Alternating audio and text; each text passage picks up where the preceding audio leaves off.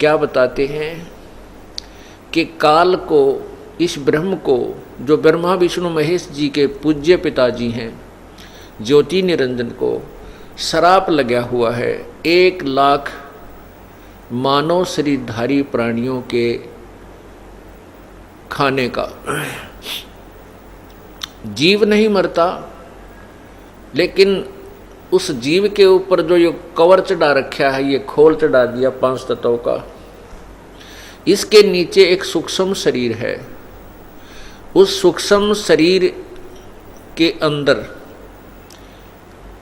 इस स्थूल शरीर के माध्यम से कुछ ऐसी वासनाएं संचित हो जाती हैं, उसमें डिपॉजिट हो जाती हैं, और वो गंध, वो मैल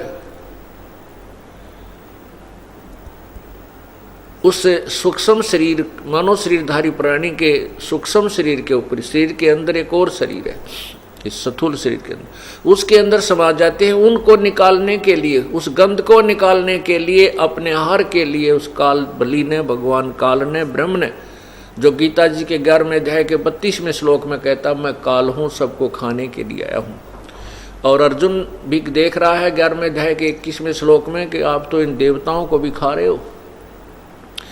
देवताओं में ब्रह्मा विष्णु महेश भी साथ ही होते हैं,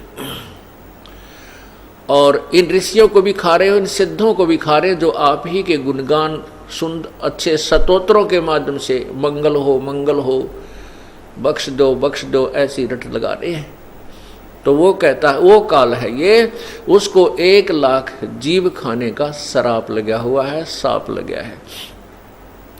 वो उन सूक्ष्म शरीर के अंदर जो सारे जीवन में ये प्राणी ग्रहण करता है, जैसे खट्टा मीठा खा के, और आप देखते हो व्यसन करने को ज़्यादा दिल चाहता, मन चाहता है।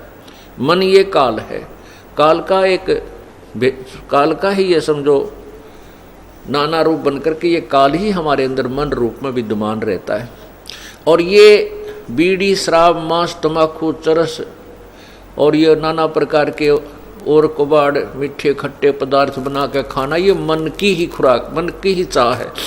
और इससे जो हमारे अंदर, शरीर के अंदर, सूक्ष्म शरीर में जो नाना प्रकार की वासनाएं डिपॉजिट होती हैं, उनको तपतशिला, एक बहुत गर्म टुकड़ी है पत्थर की, बहुत अच्छी बनाई हुई है, और वह सबसे प्रज्वलित रहती है, गर्म रहती है, बहुत हॉट होती है। उसके ऊपर 1,00,000 प्राणियों को डाल देता है, जो यहाँ से इस स्थूल शरीर को छोड़कर चले जाते हैं, जिसको हम कहते हैं वो मर गया। और वहाँ फिर वो उस तपतशिला के ऊपर ऐसे भूनते हैं, ऐसे चटक मटक होते हैं जैसे बुगड़े बुनिया करें, खील भूनते हैं, ऐसे वो प्राणी वहाँ उछल उछल के गिरते हैं, फिर ऊपर फिर गिरते हैं, फिर उथल पुथल के उनका पूरा गंध निकाल लेता है। फिर ये अचेत हो जाते हैं प्राणी उस पीड़ा के कारण। उस कुछ समय के उपरांत, उसका सीमित समय है, उसके बाद वो वहाँ से ऊपर आकाश में उड़ा दिए जाते हैं। रास्ते में ये फिर कुछ होश में आ जाते हैं, और फिर धर्मराज के पास जाकर के अपने भविष्य के बारे में जानकारी प्राप्त करते हैं कि अब मुझे कहाँ जाना है, गधा बनना है, कुत्ता बनना है, सूअर बनना है, या कहीं मनुष्य का शरीर भी अभी शेष रहता है। तो ये कहते हैं इस काल ने एक सुनियोजित जाल बना रखा है।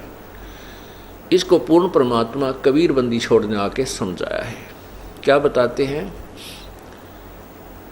कि बेटा जाया खुशी हुई, बहुत बजाए थाल, ये तो आवन जावन लगा हुआ है, जो कीड़ी का नाल। चींटियों का आपने देखा होगा, लाइन लग जाती है, उसमें कई हजारों की संख्या में इधर भाग रही हैं, कई हजारों की संख्या में वापस आ रही हैं। परमात्मा अपनी अमृतवाणी के माध्यम से हमें ये समझाते हैं कि यहाँ इन प्राणियों का आना और जाना, यानी मृत्यु और जीवन, इस कीड़ी के नाल की तरह प्रतिदिन जारी रहता है, चलता रहता है। अब यहाँ हम खुशी मनाते हैं कि पुत्र हो गया, पुत्र के होने पर थाली बजाई जाती है, और पुत्री हो जाती है तो नाक चढ़ाई जाती है। ये हमारा एक ऐसा रूढ़िवादिता बना दी नकली गुरुओं ने। कहते हैं पुत्र के बिना मोक्ष नहीं होता, पुत्र के बगैर मुक्ति नहीं होती। क्यों? कहते फिर वो श्राद्ध निकाल लगा ना बेटा, फिर श्राद्धों से मुक्ति बताते हैं। ये अंतिम संस्कार करेगा बेटा, बुढ़ा करेगा। तो इस तरह की नकली सांग में, नकली एक व्यर्थ की साधनाओं और रीति रिवाजों में इस मानव को भ्रमित कर दिया इन नकली गुरुओं ने। जबकि लड़के और लड़की में कोई अंतर नहीं होना चाहिए। और जब हमें ये ज्ञान हो जाएगा अध्यात्म ज्ञान के होने के पश्चात, तो हम फिर कुछ और ही विचार करते हैं। अब क्या बता रहे हैं कि पुत्र उत्पन्न हुआ तो खुशी मनाई,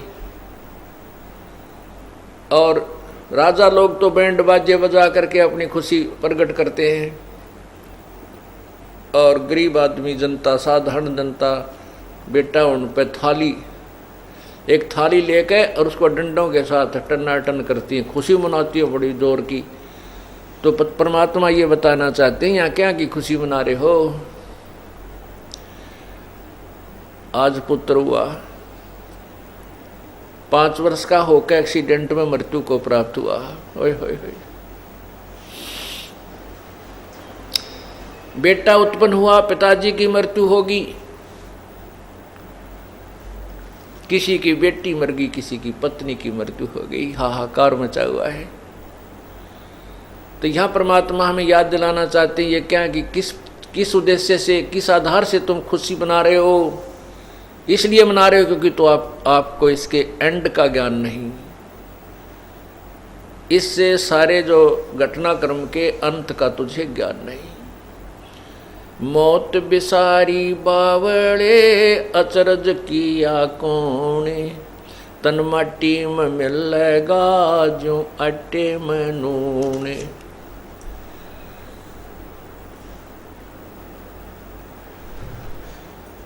प्रसंग प्रारंभ हुआ है कि ये 3 लोक, ये 21 ब्रह्मांड, ये सभी काल भगवान ब्रह्म ज्योति निरंजन की जेल है।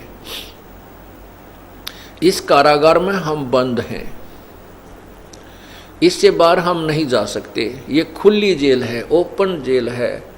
इसमें काफ़ी अच्छी व्यवस्था इसने की हुई है, और इसको हम अपना घर मान बैठे हैं। हमारा ये घर नहीं है। इसको समझाने के लिए परमात्मा हमें क्या बताते हैं कि यहाँ पर तो जन्म और मृत्यु सदा बनी रहेगी। जैसे पवित्र गीता जी अध्याय नंबर 2 के श्लोक 12 में गीता ज्ञान दाता स्वयं कहता है कि अर्जुन, तेरे ये नहीं है कि तू, मैं और ये सामने सैनिक खड़े हैं जो युद्ध के लिए तैयार हैं, ये ना जान के हम अभी वर्तमान में ही सब हैं, उत्पन्न हैं। नहीं, हम पहले भी थे, आप और हम पहले भी थे और आगे भी रहेंगे। गीता जी के अध्याय नंबर 4 के श्लोक 5 में कहा है गीता ज्ञानदाता ने कि अर्जुन, तेरे और मेरे बहुत जन्म हो चुके हैं, तू नहीं जानता, मैं जानता हूं। गीता जी के अध्याय नंबर 4 के श्लोक 9 में फिर कहा है,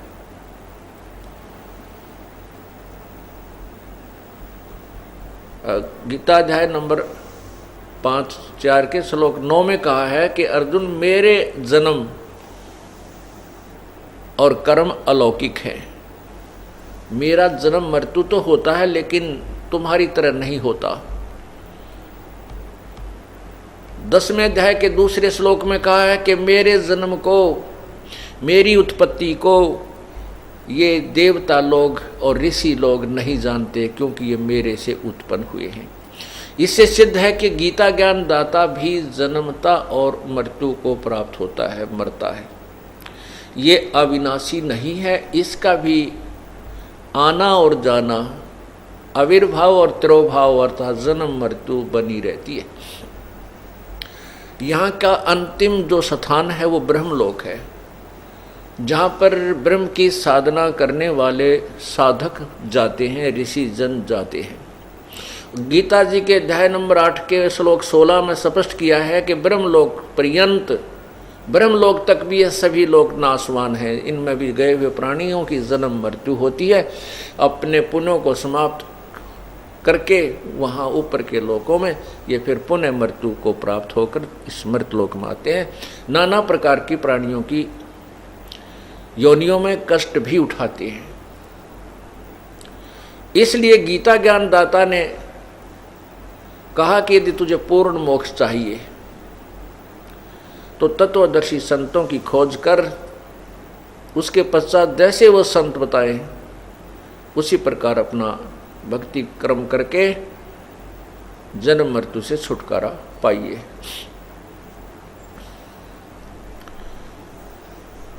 क्या बताते हैं?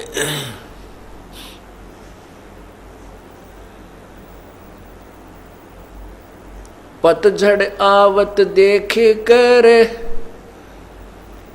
बन रोवे मन माही, जो ऊंची टहनी डा पात थे इब पीले हो जाही।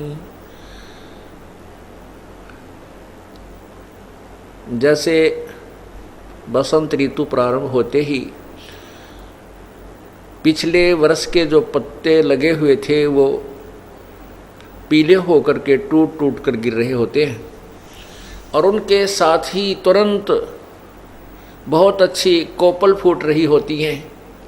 कुछ दिनों में वो पत्तों का रूप धारण कर लेती हैं, और एक वर्ष वो भी फिर अपनी मस्ती में हवा के झोंके आते हैं, जब फटफट फटफट करके मस्ती मार करके, और फिर वो नेक्स्ट बसंत में वो फिर टूट टूट कर गिरने लग जाते हैं,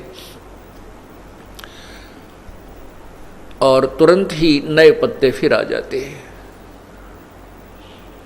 परमात्मा कबीर बंदी छोड़ जी हमें इस काल के लोक की स्थिति समझा रहे हैं। कहते हैं जब पत्ता टूट के वृक्ष से भिन्न होता है, वो क्या कह रहा हो, मानो वो ये कह रहा है कि सुन भाई तरवर अर्थात है पेड़, अब सुन ले मेरी दुख भरी कहानी। अब के बिछड़े हुए फिर हम तेरे से नहीं मिल पाएंगे, ना जाने कहाँ गंदे नाले में गिरेंगे या पशुओं के पैरों के नीचे कुचले जाकर हम नष्ट हो जाएंगे।